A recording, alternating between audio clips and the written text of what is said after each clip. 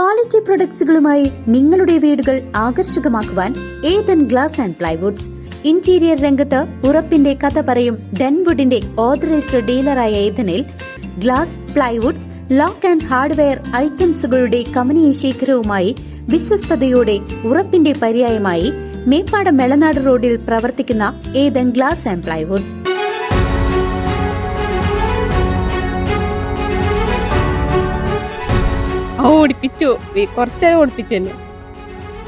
മുള്ളൂർക്കര ആറ്റൂരിൽ കാട്ടാനയുടെ വിളയാട്ടം. യുവതിയെ ഓടിച്ചത് പരിഭ്രാന്തി പരത്തി. അധികൃതർക്കെതിരെ രോഷം പുകയുന്നു.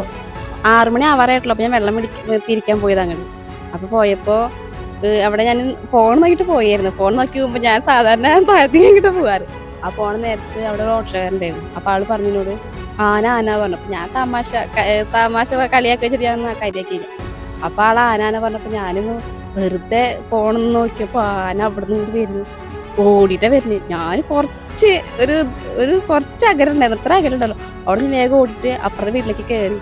അപ്പുറത്തെ വീട്ടിൽ കയറിയിരുന്നു, ഒളിച്ചിരുന്നു ആന വരണ്ടിക്ക്. അപ്പൊ ആന അവിടെ നിന്നു. അപ്പൊ നായ കുറച്ചപ്പോ ആന അവിടെ നിന്നു. ഞാൻ കയറി തന്നെ നിന്നു. അപ്പൊ എനിക്ക് പേടിയായി. അപ്പൊ ആന ഞാൻ പോകണ കഴിഞ്ഞാലും മനസ്സിലായി. അപ്പൊ ആന ഫോൺ നോക്കി ഇതുവരെ നോക്കി നിന്നപ്പോഴാണ് ഞാൻ പിന്നെ എല്ലാരും വിളിച്ചത്. അതുവരെ ഞാൻ വിളിച്ചില്ല, പേടിച്ചിരുന്നു. അവിടെ ഇരുന്നു ഓടിപ്പിച്ചു, കുറച്ചേരം ഓടിപ്പിച്ചു തന്നെ. മുള്ളൂർക്കര പഞ്ചായത്തിലെ ആറ്റൂരിൽ കാട്ടാനയുടെ വിളയാട്ടം തുടരുന്നു.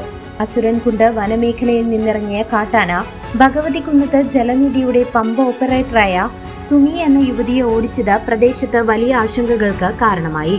കഴിഞ്ഞ 3 വർഷമായി തുടരുന്ന കാട്ടാന ശല്യം ഇപ്പോൾ മനുഷ്യജീവന് പോലും ഭീഷണിയിലാക്കിയിട്ടും അധികൃതർ തിരിഞ്ഞു നോക്കുന്നില്ലെന്നാണ് നാട്ടുകാരുടെ പ്രധാന ആരോപണം. വെള്ളം തിരിക്കാൻ വേണ്ടി വരും, കുടിവെള്ളത്തിന്റെ പരിപാടി ഉണ്ടാകുന്നത്. അപ്പോൾ വെള്ളം വിടാൻ നേരത്താണ് ആന ഇവിടുന്ന് ചാടിയിട്ട് അതിനാണ്ട് വന്നത്. പിന്നെ വൈഫ് അവിടെ വേഗം വീട്ടിൽ ഓടിക്കേറി അവിടെ ഇരുന്നു. പിന്നെ ഞങ്ങൾ ആ തിരുവ് വരെ പോണ കണ്ടു. പിന്നെ അവിടെ നിന്നാണ് മുകളിൽ കയറി ആ പറമ്പ് കൂടെ അങ്ങനെ ഇറങ്ങിപ്പോയി.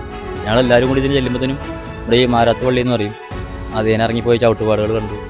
അത് കഴിഞ്ഞ് കുറേ കഴിഞ്ഞപ്പോൾ മറ്റേ പാടത്ത് കണ്ടു എന്ന് പറഞ്ഞിട്ട് ആൾക്കാർ അവിടെ വീടുകളൊക്കെ വാഴ എന്തൊക്കെ നാശാക്കി എന്ന് പറഞ്ഞിട്ട് അവിടെ പറയുന്നത്. ചൊവ്വാഴ്ച പുലർച്ചെ അസുരകുണ്ട് വനം വിട്ടിറങ്ങി ജനവാസ മേഖലയിലെത്തിയ കാട്ടാന വ്യാപകമായ കൃഷിനാശം വരുത്തി. ഒരു കർഷകന്റെ മതിലും ഗേറ്റും തകർത്ത കാട്ടാനയുടെ സാന്നിധ്യം കാരണം കുരുന്ന വിദ്യാർത്ഥികൾ പോലും ഭയത്തിലാണ്. ഈ സാഹചര്യത്തിൽ ഭയപ്പാടോടെയാണ് തങ്ങൾ കഴിയുന്നതെന്ന് നാട്ടുകാർ പറയുന്നു. നേരെ ഓപ്പോസിറ്റുള്ള റോഡാണ്. ഞാൻ വരാനുള്ള ഭയങ്കര ചാൻസ് ഉണ്ട്.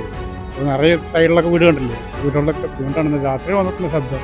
രാത്രിയിലെ പുലർച്ചയ്ക്ക് കാട്ടാന ശല്യം പരിഹരിക്കാൻ MP-യും MLA-യും അടിയന്തരമായി ഇടപെടണമെന്നാണ് പ്രദേശവാസികളുടെ ആവശ്യം.